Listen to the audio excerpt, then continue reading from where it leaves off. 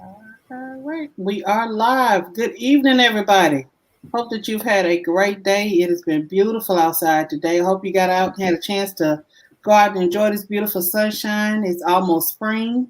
For those of you that are still suffering from the time change, I hope you've been on time. You know we can only get away with using the excuse about time change for like the first couple of days, and then after that, everybody know that you lying, that you just was late. So I hope that you've adjusted yourselves accordingly. You've adjusted your clocks.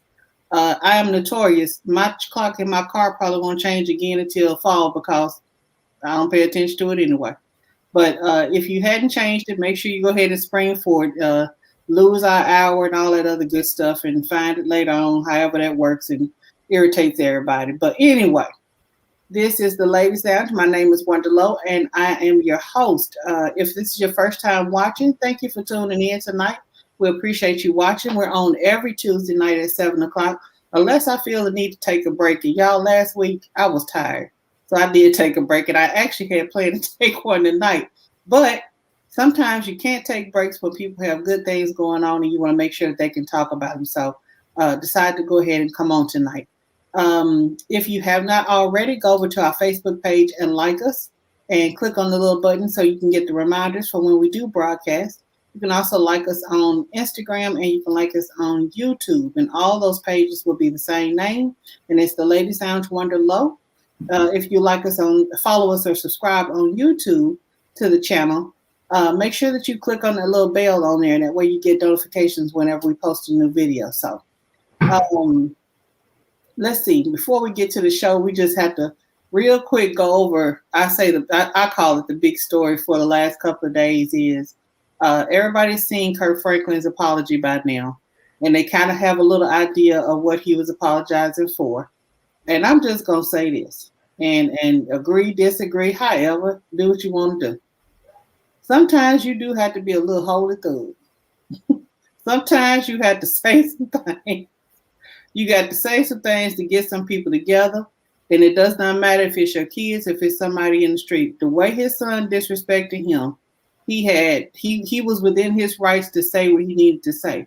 Now, do I agree with him having to say all the cuss words? No, but then again, let's not act like we got virgin ears and sinless mouths because we didn't all cussed.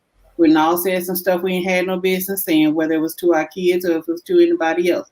So, stop acting like this the first time you heard curse words put together in that particular line. Maybe you have not said it to your kids. I saw a lot of posts where people actually were like, oh my God, I can't believe he talked to his child like that. Let's be honest. Yes, it's his child because it is his biological offspring, but that was a grown tail 32-year-old man. That's not a little kid. He wasn't talking to a 10-year-old. He was talking to a 32, 33-year-old that thought that he had got grown enough to talk to him any kind of way. Now, I will tell you this, and I have 4 kids, and they'll tell you too. My mama can be the nicest person in the world, but if you rub me the wrong way, I'm gonna get you off me, and I'm gonna get you off me quick. Now, if we gotta go that way, and I gotta treat you like you grown, then I'm gonna treat you like you grown. So, kids get disrespectful sometimes. They get ungrateful, and they feel like they can say what they want to say, and because you're the parent. I had one of my kids tell me one time, I'm just supposed to take it. I ain't going to tell y'all I said everything cursed. But let's just get this. She understood after I said what I said, that's not going to happen again. I don't care how old we get, how grown you get, whatever your situation is, that is not how you come at your parent. But that's also not how you come at your kid. Am I going to cancel this man, stop listening to his music, stop? No, because I never made him a God in my life. He is a man who made a mistake and was big enough to own it and apologize for it. Now, a lot of people say, well, if he hadn't been exposed and son hadn't played the video, he never would apologize. And that's true. Maybe he wouldn't. But guess what? That's his business. So as my mama used to tell me, we don't have a heaven nor a hell to put him in. So for the folks that's judged and holler about, oh my God, he shouldn't, whatever. If that ain't how you do things, then that's not how you do things. But you do have to understand, we didn't get the whole story. We got half of a video. We got the young man's portion of it, or the part he wanted you to hear. And you have to take that into account. And everybody hollering about, oh, he hollered at his child.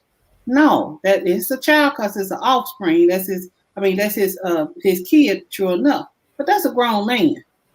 And when a grown man threaten you, talk crazy to you, then you don't do what you got to do to get that grown man together. So if Kirk had to act like a holy thug, hallelujah. I'm still gonna look. We still friends. We still cool because I understand that, and I understand that sometimes you get pulled or you get pushed into situations where you do your emotions take over and you say what you say, and you know all the time you don't mean it.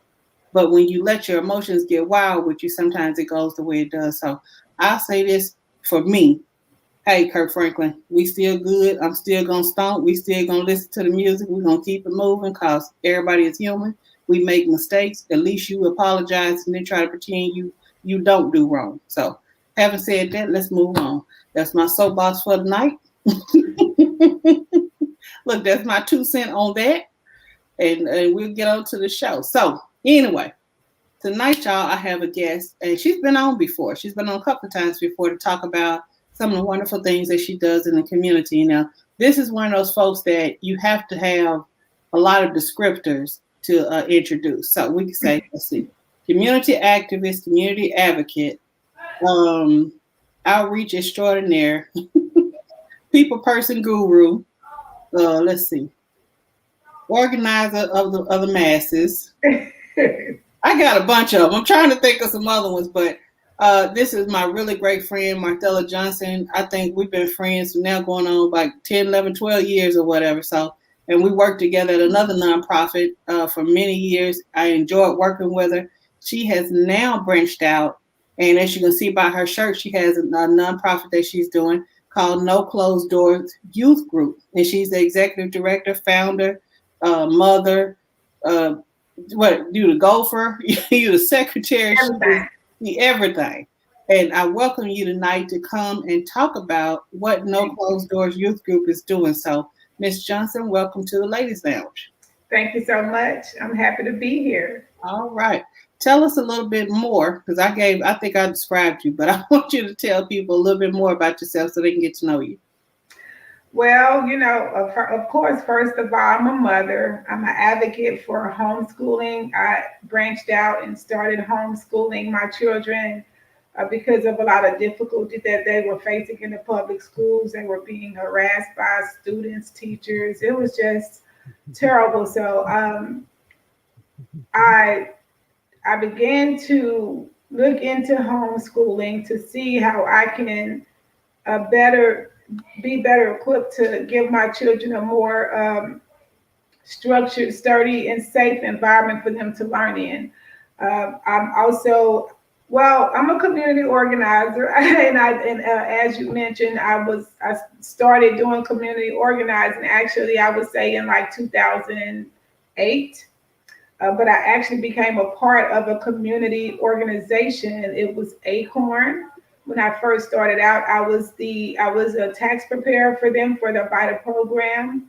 After about 3 years or so, I became the lead site coordinator for their VITA for the Little Rock office for their VITA program. I worked there for 13 and a half years. Within that time, I became a community organizer and an advocate. I've always been an advocate for the less fortunate, for people who really couldn't like stand up for themselves and do things for themselves because of how, from how I was raised and coming up and how I lived and what I saw. And definitely my mother was a community organizer. My father was a community organizer. So I kind of like got a double dose of it. Because of my love and support for the community and because I have a heart for children and just any person that needs help, and then even learning through being a homeschooler, the things that our children need and looking at the community and seeing how our communities are, I really got into doing community organizing outside of the organization, which is what brought me to No Closed Doors. It was something that I wanted to begin and do years, and I just didn't have the courage to do it. And then finally, it was like, hey, it's time to get it done. So actually, No Closed Doors is a private, for-profit organization or a group that supports development of self-sustainable communities.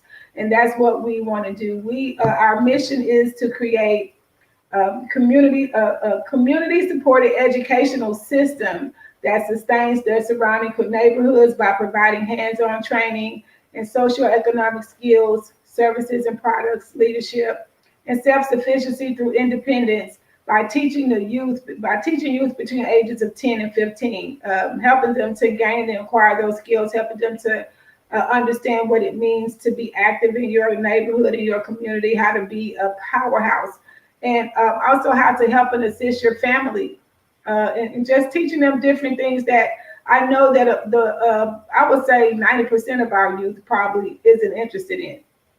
And so it's important that we kind of turn the clocks back with our children and teaching them how to do those basic skills and take care of their basic needs on their own, and how to go within themselves instead of going outside of themselves to be able to provide for themselves.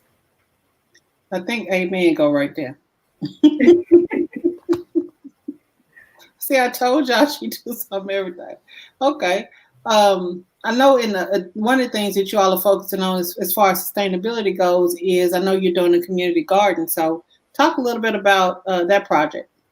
Well, right at the corner of 12th and Payton Street, there's a Promise Garden there. And it's been there for a couple of years. And, you know, I would ride past there and I saw how it was thriving at one point, and then it began to look kind of like no one was caring for it. So I wanted to, I needed a place to really engage with the youth.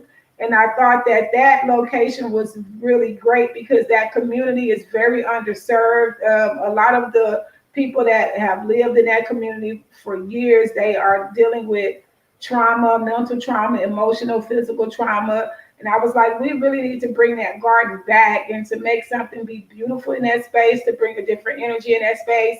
So what we did, we went over and we volunteered to become the caretakers of that community garden. So we really turned it around. We've cleaned it up, and we go there every Monday and Tuesday, and in other days where we may need to, any days we need to. And we're trying to develop a food distribution system in that garden to be able to help it to serve the surrounding community, the people. We want to feed the community out of that garden. So we basically volunteered to care for that garden and to grow food there so we can assist the neighbors there. Mm-hmm. And what we are currently getting, should I just go right into that? Or? Yeah, go ahead. Okay, so one of the things, because we are teaching the youth how to be self-sufficient, several other things that we do, of course, is teaching them how to grow food, how to care and tend to the soil. We also we teach them how to craft, how to crochet. And then I'm a soap maker. So what we're going to be doing is making soap for the homeless. And during this pandemic, I was like, everybody is being served through this pandemic, but what about the homeless community? Mm-hmm. How is the homeless community being assisted in keeping down the COVID-19 virus and that may be affecting them? So I was like, we really need to provide some things for them to be able to care for themselves during this pandemic as well. So the idea was to put together COVID-19 care bags that include all of the things that they would need to be able to help them to keep the germ level down. Okay. So that's how we got to where we are today. I mean, but that's a great idea. When you sent it to me earlier and I looked at it, I'm like, nobody's thought of that. That's a great idea. Because like you said, one of the things that has to happen is, of course, we've been hollering about washing our hands. Well, if you're homeless and you don't have access to certain things, that's going to be very difficult for you to do. So right. The thinking, the process of that, or how you even thought that out, is really awesome to me, because I hadn't heard anybody else think of that. And that shows that there's a lot of compassion and there's a lot of care for other people outside of ourselves. Because I think sometimes we get so caught up in the fact that we have access to things that we take right. those things for granted. And for you to be teaching kids how to look past the easy things, You know what I'm saying? Look past the simplest things. It's very easy to hand somebody a bottle of water. Right. It's very easy to maybe cook and feed somebody, but when you get to the cleanliness part of it, that's a little bit more personal. That's a little bit going a lot, right, going a lot deeper. So I think, I thought immediately when I read that today, that is a great idea. Nobody's thought of that, and that's one of those things we need to be doing. Talk about, what is it that you need? I know you need some different products or different things that are going to go in the bag. Kind of talk about what you're going to put in the bags, and then let everybody know what they can do to help or donate, or how they can get products to you.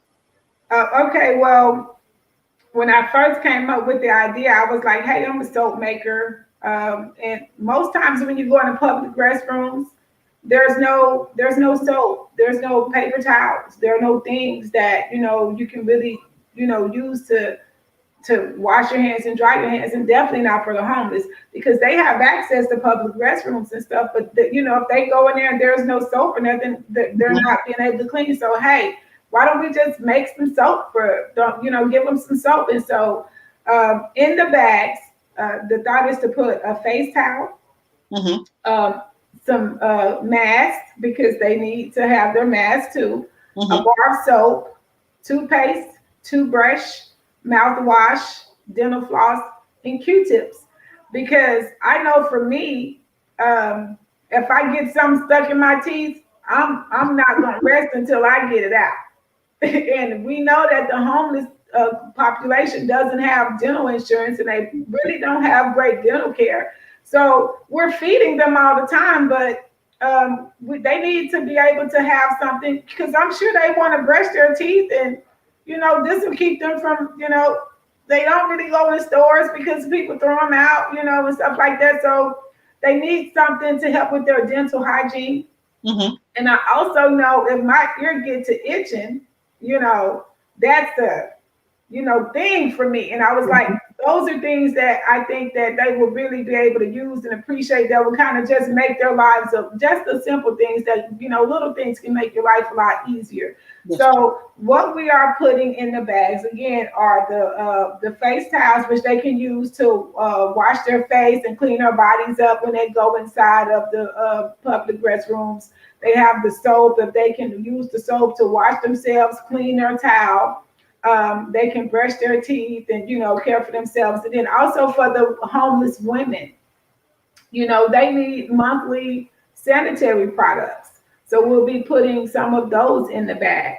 And anything that anyone feels that, that I'm not thinking of that can go in that bag, we would like to give it, do that and give it to them so that they can have a resource. And our youth group is partnering with Tony Orr, Pastor Tony Orr, and we're going to make it a monthly process where we're cooking up soap monthly, and we're helping to get that out to them, because they need someone to kind of like give them those things. And it's easy to put come together and put some food together, and yeah, they're gonna come and eat, but they might need to go and clean and do some other stuff afterwards. So on March the 20th, this Saturday, we're doing a community soap making day. So we're going to cook up enough soap to make 100 bars of soap. Okay. And then the following Saturday, we're going to come back and put the bags together and pass the bags out on that Saturday, which is the 27th. So if anyone wants to make a donation, they can give me a call at 501-541-1261. It doesn't have to be monetary. If you want to go out and you want to just buy some items from the dollar store, they have those individual little travel size mouthwash, the toothpaste, the toothbrush.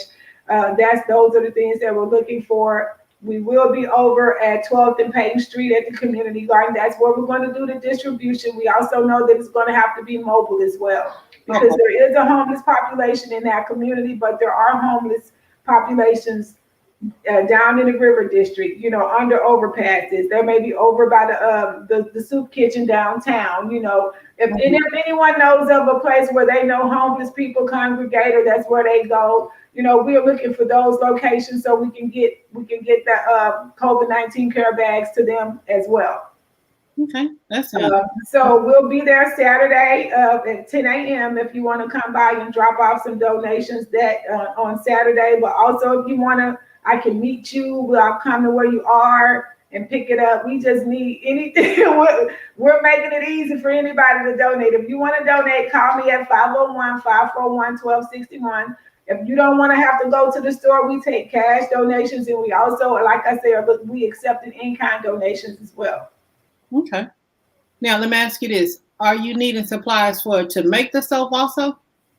I have been getting some donations in to make the soap. I think I have enough to go and buy the products that we need. It's going to be a simple soap recipe. It's not going to be extravagant. We just want to get some soap to them. So we don't, we have. I think we have the soap covered, but since we're going to be doing it on a monthly basis, if people want to still continue to donate, just give me a call and I'll let you know what we need, what we also will continue to need to make the soap, which is basically it's going to be 2 different types of oils that I'm going to put in the soap. The most important thing too is the lye. Mm-hmm. Because we're in distilled water. So those are the things that we need to be able to make the soap. The 2 different types of oil, which we're going to use. We're going to use the lard, because you can make soap out of lard, and we're going to use coconut oil mixture, and then we need the lye. Okay. And distilled water. So if anyone wants to donate those things, the lye is like $9 a bottle. It's not much. We can get a large jug of coconut oil for like $10. We can get like a large container of lard for like, maybe like, I'm going to say about $10 or something like that. Mm-hmm. And then the distilled water in the jug is like $1. You know what I'm saying? So, and that is going to make a huge amount of soap. So it's the minimal amount of money going in and maximum amount of product coming out. And that's why I say, well, let's just make the soap versus going to the store and buying it. Mm-hmm, mm-hmm. And then it also teaches the children the skills and the technique to make soap, and adults too. Teach them how to make the soap, how to mix it, the safety precautions that go into it. So yeah, I think for this Saturday we may be good, but if anyone still wants to donate towards the product to make the soap, just let me know. And because this is something we're going to be doing continuously every month to service our homeless population until they say the pandemic has ended. And maybe even go on and extend it past that, because they're never going to stop needing soap and towels and everything. Now, what I did want to do was you raise enough money to do the cloth mask instead of just the paper mask. Okay. That way, if they had the cloth mask, they can use the soap and clean the cloth mask, keep it clean. Mm-hmm. And they'll have that to, wear repetitively, whereas the paper mask, they get torn or wet and deteriorated, after a while. Right. And so, but this time we got donations for the paper mask, and we do have the donations for the towels and the mask. So we have the towels and the mask, and we're going to have the soap. So we really need the other products to fill in the bag for the 27th. Okay. Now, what I did was I went ahead and posted in the comments the information that you sent me earlier in the email, and it kind of has your contact information. Excuse me. It also has the dates for everything. And what I'll do is, before we get off, I'm going to also post a list of some of the things that people can donate. And that way. Right. And I didn't put the products on there for the women. The sanitary products. So we do need those. So basically what we'll be making is 50 bags for men and 50 bags for the women. If we get enough product to fill up more bags, then we'll do more bags. But right now I set a goal of 100 bags to get started. Okay. And you can keep talking. I'm trying to type your list. Okay, so I when I sent the email out, the response was really good, and I appreciate you, Ms. Wander. I appreciate Pastor Tony Orr. Arkansas Interfaith Power and Light is really supporting this effort in the community, and we're looking to partner with other community organizations that want to possibly get involved with us, helping to kind of service their population. And if parents, if I know there's maybe some parents listening, if you're interested in your child being a part of our youth group, please reach out to me. It's also a way for us to have structured social safe spaces for our children, where they can, really enjoy themselves. We're not just about teaching them. We also want them to be able to come and enjoy themselves. Another thing that we wanted to do when we took over management of the 12th Street Garden Space was create, how the adults have the paint and sip or whatever it is. The children, they're not going to be sipping, but they can come out into the garden and have a paint in the garden day. Crochet in the garden day, just be active and then interact with other children that are learning the skills, that know the skills, or even other children that are just coming out and hanging out in that space. And then it's a safe space, so we won't have to be worried. Because I'm an overprotective mother. I am. And because of my experience, my own experience in the public school system, and my older children's experience in the public school system, I really recognize that our children do need safe spaces. Because and then even not to just bring that incident up, but the thing that's happening right now with Crystal Hill School, how this teacher forced that baby to stick his hand in a stopped up toilet. Now, even he may have put too much tissue in the toilet, but other children have been using that toilet all day. You can't tell me that she was going in there cleaning that toilet every time a child went in there and used the bathroom. And to force him to stick his hand into that space. So that's traumatic. And if you talk to a lot of parents, they have horror stories about, I'm not bashing the public school system because I understand it's needed. But what I'm saying is, as a parent, we have to consider what we're doing to our children. We're getting them up in the morning, we're getting them dressed, we're feeding them, and then we're going and dropping them off at a building they got to be in with strangers. 8 hours that they make. 8 hours they're in this building with a stranger, and the parents can barely get in the building now. The parents can barely get into schools now. You know what I'm saying? So I don't know that I would be comfortable with that as I've gotten older. I did that to my older children, and I can't.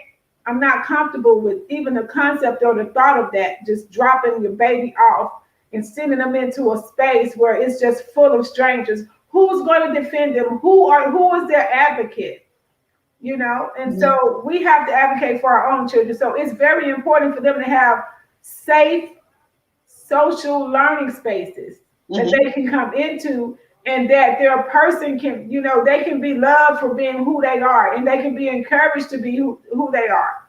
You don't have to change who you are to become a part of something. It's better if you are who you are and accepted for who you are, and then you can become greater.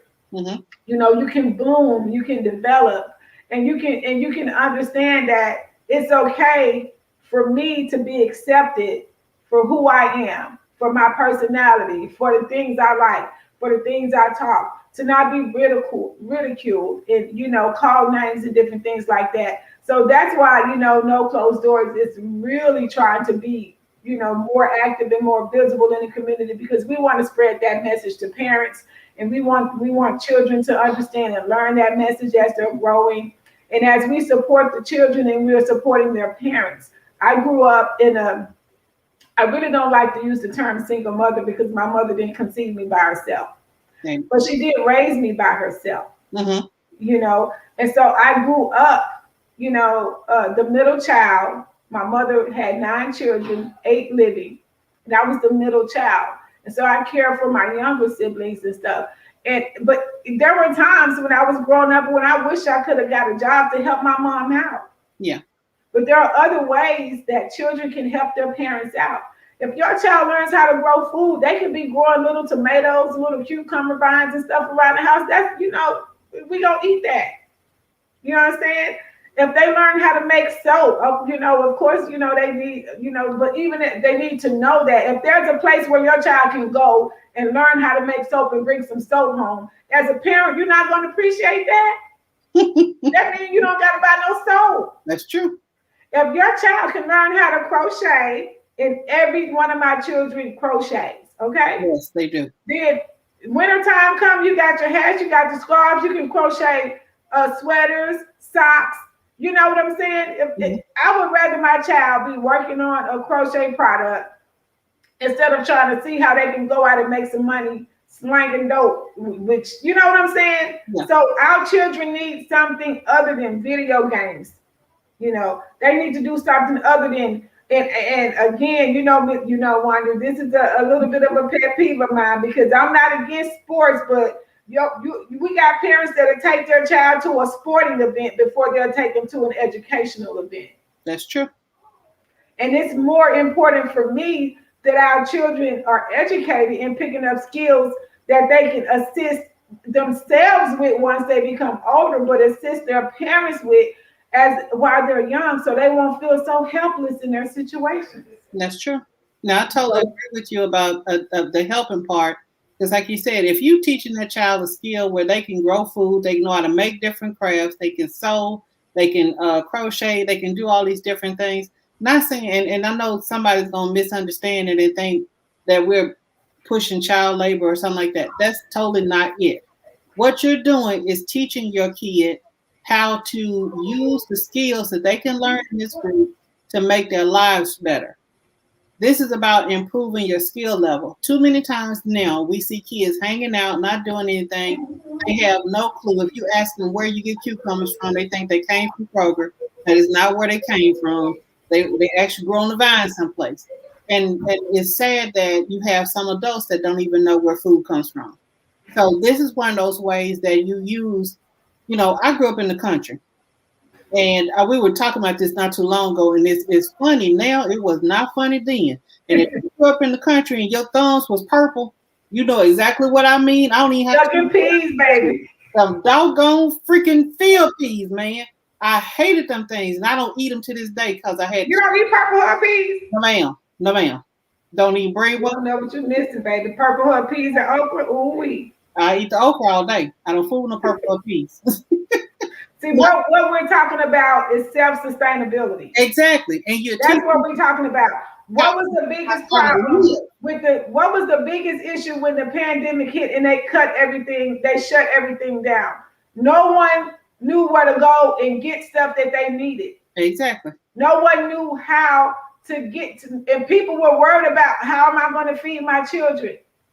How am I going to do this? You know, me and my babies, we was like, hey, you say we good over here. Yeah, you know, how easy people don't. Now, this is something that I've heard some people in the city say. To me, if you have a backyard, you got a patio, even if you live in an apartment and you have a windowsill or you have some type of little outside space, you can grow food. I don't care if you grow it in a container. The Home Depot and Lowe's sell 5-gallon buckets all day, every day. You can grow gardens in any kind of flower pot or container. People laugh because if you come to my house right now, I have all my herbs and spices. My herbs I like to cook with, I grow them in little pots on the windowsill. So you can grow stuff wherever you are. You don't have to have a field. You don't have to have 5 acres and a mule. You don't need a big backyard. You don't have to grow a lot. If you have a small family, one small seed can grow into a plant or a vine that produces so much food. Mm-hmm. You know, I started my garden in my front yard, and we think we need all this space, we need all this big old garden. Mm-hmm. It was so much stuff growing. It was rotting, mm-hmm. And I was like, this is too much. Yeah, it got too much going on here. So it doesn't even take a lot. And that's what we want people to understand. You don't have to do a lot to get an abundance. And the thing about it is, and this is scripture, are you supposed to reap what you didn't sow? You can't. And that's what we've been doing. We've been running around here reaping what we didn't sow. And we've become dependent on the system. And when the system shuts down, and those resources aren't there anymore, now you sitting there like, where am I going to get my food from? Where am I going to get my clothes from? What am I going to do? Before there were grocery stores, and a family had to be, if you had to be making your own stuff. Yeah, you grew your own food. You raised You your made own, your own clothes. your own clothes. Yeah, and a lot of folks even back then think about it, were making their own soap. Yes. You made your own laundry soap and you made your own bath soap. So a lot of the things that we got so comfortable with, and again, we go back to this growing up in the country. I grew up in a situation where every household had a garden. So during That's harvest, how we ate. that's how exactly, and we knew how to can and we knew how to freeze things and All that. preserve our food. So if we never went to the grocery store, we were fine. We were never going to go hungry because there was always something that we had grown in our garden. We had our own cow. We didn't have cows. We had our own pigs. We had our own chickens. So we had meat. We had all the vegetables we could eat. We had pretty much everything we needed. We had fruit trees. So we actually had all of the food groups. At one time, I can remember getting some fresh milk. Incidentally, don't like that, but that's beside the point. But it was there. It's what And it. and and on top of that, it's like you were providing for yourself, providing for your family. You were independent, and you could help other families down the road. Exactly. My daddy had a garden in his backyard. He fed people all around his community. My dad is well known for his service in the community for feeding people. Mm-hmm. And when he grew, you talked about purple hull peas. My daddy would grow them. My aunt would shuck them, bag them, and freeze them. Yep. And those peas fed my daddy, his sister, her children, me, my children. You see what I'm saying? And so that it matters. It Mm-hmm. matters in order for us. And that's what I was going to say. Children don't have skills these days, and they want to be paid for nothing. They want you to pay them to teach them how to do the job that you need them to do. There's no work ethic there. It's like, come on, and what's the issue with a lot of people? A lot of people today, they want something for nothing. Mm-hmm. And when we were coming up, and you talk about being in the country, you learn to work for what you needed, and you could take that and you can exchange it for something. Mm-hmm. So you knew that you have to give in order to receive. Yep. Ain't that scripture? That is. Now that goes back to if you don't work, you don't eat. If you don't plant it and grow it and harvest it, you don't eat anything. Don't reap what you don't sow. And people are running around here reaping, and they're not. There's no exchange there. Yeah. Well, you think about also the other side of it is looking at how healthy food is now. Everything has so many preservatives and so many chemicals in it, and a lot of our health issues are linked to the stuff that we are buying and eating because it's so overly processed. If you're growing your own food, even when you go to the store, we had a whole argument about this one day. Even if you go to the store and it says organic on the package, you didn't grow it, so you still don't know if it is. Now, it don't know if it's organic. Requirements to be able to say that it is organic, but at the same time, you didn't grow it, so you don't know what went into it. Now, if you take it and put it in your ground on your land and you toiled and you did what you were supposed to do and you grew it, you know exactly where it came from. You know that it did not get processed. It is not full of all those chemicals and all that other stuff. And you're actually eating a lot cleaner. Now, one thing I would tell folks too, going back to the space thing, you can make a whole vegetable garden inside of your flower bed. Because I did it. I had okra. I grew up, I'm going to tell you, I love peppers. I would grow a pepper anywhere. I had okra, peppers. I'm serious. I had some okra in there. And I know my neighbors like, what's them tall things in her flower? They probably thought there was something else. One okra stalk. One okra stalk. Cool and pretty. And then I grew, now I don't eat, though I had some pole beans. In the same trellis I put my rose bush, I had pole beans growing in my rose bush. And they were actually really good. And we got, 3-4 good meals out of them. And then I had some okra, I had my bell peppers, I had some hot jalapeno peppers, I had some green onions. I had some radish. Technically, y'all, I like to grow salad. That's pretty much it. And the only reason I didn't put corn in there because I was like, okay, they're gonna be like, look, woman, you got a whole big corn stalk in this front. I wanted to do it so bad though, but I was like, okay, yeah, that's gonna look a little weird. They were already it would be so funny because I'd be outside cutting okra off my plant, and people would come down the street and slow down, like, what kind of plant is this she cutting on? Because if you think about how the leaves on the okra look, I think some folks thought I was cutting something else, but it was okra, y'all. You know, speaking of different things, you know, because you were talking about that, and I was thinking about a lot of the other things that our youth group is you know, offering to the youth. We're working with Arkansas Interfaith Power and Light, so we have the opportunity to teach children how to be beekeepers. Oh, wow. Small engine repair, how to repair lawnmowers, weed eaters, you know, small tillers, you know what I'm saying?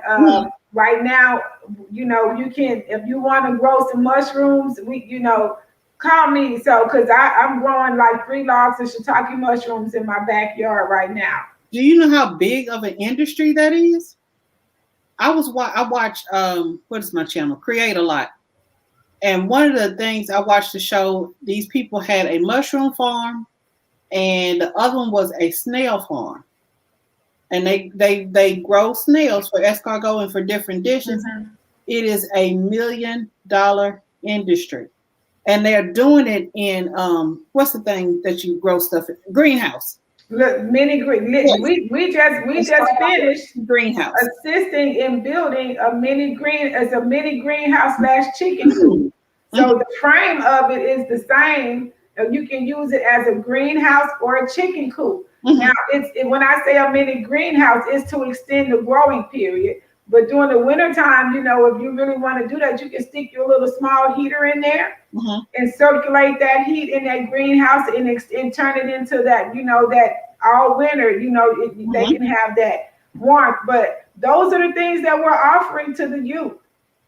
And we are, you know, we are recruiting. We do need more children to be active with us. So they can attend these workshops and be able to learn these skills and get hands-on. This is hands-on training.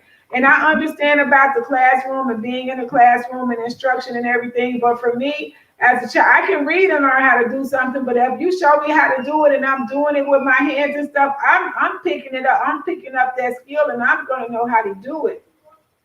And our children, you know, and we're talking about, when I say our children, you know, because I'm Black, I'm first talk about my children, but you know, Black children in general, but also all children that live in impoverished areas. You understand what I'm saying? When they grow up, they're not learning these skills. They're not picking these skills up. So they have to go outside of their communities in order to get the things that they need. So again, what our mission is to teach those babies to, you know, go inside their communities. And so when they're growing up, they're saying, hey, if there's a couple of vacant lots in the community, you know, who owns that lot? You know, do you mind if we grow a garden here, grow food here? Do you mind if we, you know, raise some chickens? You know, chickens, eggs, meat, you know, rabbits, ducks. You know, for the first time in my life, I ate a duck egg. Really? Listen, it's good.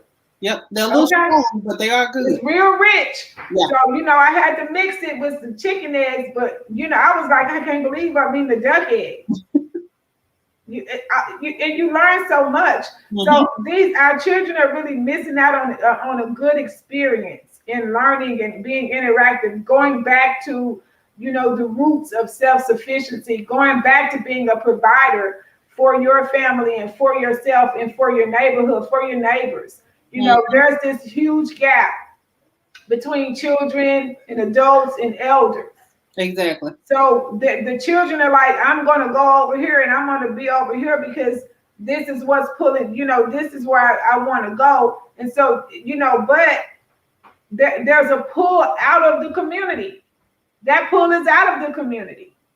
And we push our children to go to college and everything, which is great. I don't think I'm not talking against higher education. I support higher education. But what I don't support is when they get their higher education and move away from their community and don't look back. So the community dies. Mm-hmm. Where you grew up, your neighborhood, where your mom grew up, possibly, where your grandmother was. That community dies when the children grow up and leave and don't come back. Yeah. And if we continue to allow our communities to die and continue to allow it to be a space where our children don't even want to be in, how are we growing? How are we developing as a people? Mm-hmm.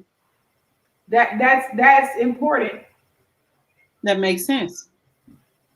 And we think about it, going back to what you said about the vacant lots, even going back, a lot of people are saying, well, I'm never going to move back to the neighborhood. But there's nothing wrong with reaching back into the neighborhood. And like you're saying, going back and developing those old empty lots if you can. If you ride around town right now, there are so many different places that you could place a community garden and organize people to go in and work at it. And then if you look at also how many food deserts we have inside the city. People don't consider the fact that for some people that live in certain areas here, there's not a grocery store for miles. What if you don't have transportation? And what if you're an elderly person? What if you're disabled? What if you have any kind of difficulty whatsoever in getting to where the good food is? Because we also know that we have areas where maybe the only produce that is in that place is you might have a service station that has one of those little fruit kiosks. And let's talk about 12th Street. Exactly. Where you gotta go up to the Dollar General, and you're not going to get any fresh produce out of that store. Nope. You're getting processed foods, you're getting canned foods, you're getting the frozen freezer foods, the quick microwave foods. 12th Street is a food desert. Exactly. Roosevelt, where did I say? Because I did some work on this one. On Confederate? Yeah. If you go out that way, you don't have a grocery store until you get to, was it Red? No. You don't have another grocery store until you get to Whitehall, if I'm not mistaken. So once you pass Roosevelt and Confederate, yeah, there's restaurants out there, but there's no fresh produce. There's no grocery store. And I think at Higgins Switch, it used to be one many years ago, but I don't think it's one there now. And if it is, it's a service station that may carry a little small amount of stuff. Every once in a while, you may look up and find somebody who has a food stand or a vegetable stand on maybe the weekends, and they sell fresh produce. But that's about it. So you have all these. Pulaski County literally has several food deserts. Because I can remember us going on a tour one time with another organization I used to volunteer with. There are several food deserts right here in the middle of the city and in the county that unless you live in those areas, you don't notice it. And again, it goes back to us having access. Now, those of us who have transportation, who are able, who can go into the grocery stores and can do stuff, you take for granted that everybody has that opportunity or that access, and they don't. And because we live inside of Little Rock, everything is right here. That's not true. There's too many places here where there is absolutely no access. And then again, elderly people, disabled, whatever your situation is, no transportation. Think about having to get on a bus after you've been grocery shopping and you got to carry all these bags and trying to get on and off of a city bus or in and out of a cab or even an Uber or whatever. And that's even if the bus comes to where you at. Exactly. And what if you got to walk from, several blocks still? A lot that people can't do that. I mean, and it puts them in such a situation where they need something that's immediate, even if it is that small community garden. Is it going to feed every single person in the community? No, it's not. But can it feed the most vulnerable people in the community? Of course.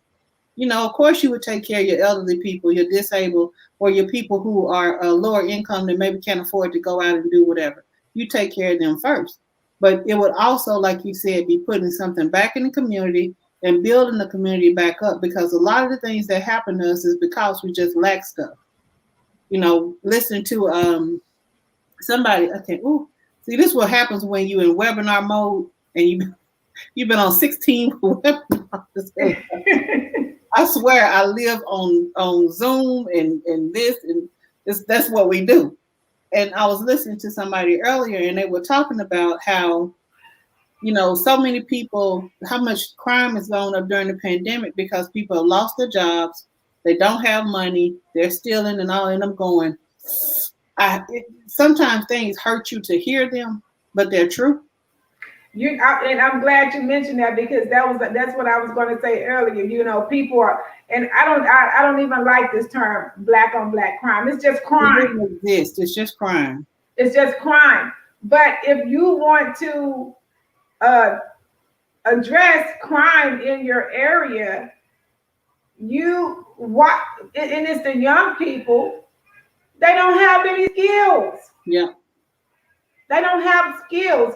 If we continue to refuse to reach back or even to reach down to our children and give them something else to do, because me, the first thing we need to do is address the trauma. Yeah. The trauma has to be addressed. Things have to be in place. Systems have to be in place to help those children that have been traumatized, from their environment, from the situations that they have been forced to be in. You address the trauma. A lot of the crime that's taking place, the people that are committing these crimes are dealing with trauma. The second thing is they don't know what to do because they don't have any skills. And even if they do have the skills, where's the support? Yeah. Where's the support? We're so quick to say, this, I'm going to use the term even though I don't like it. Oh, the black on black crime, the youth, they doing this, they doing that. Okay, yeah. But what are you doing to help the youth to combat that issue? Sitting down and having 30 meetings in a month ain't going to do it. Nope. At all. Sitting and coming and meeting and all you're doing is meeting and not having action after the meeting is not going to fix it. Standing up in front of a building holding a sign ain't going to fix it.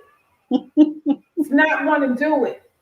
What are you going to do actively to engage those youth to deter them from wanting to even that crime and thugging? Let's talk about it.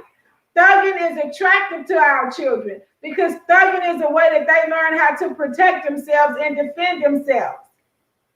So they need someone to stand in the gap to defend them, to protect them, so they won't have to feel like they got to go learn how to thug. That's true. Let's talk about it. If we're going to talk about it, No Closed Doors Youth Group. Send your children to us. We will help them to develop the skills that they need that will keep them off the block. We will support them. We will give them their safe spaces. We will let them express themselves.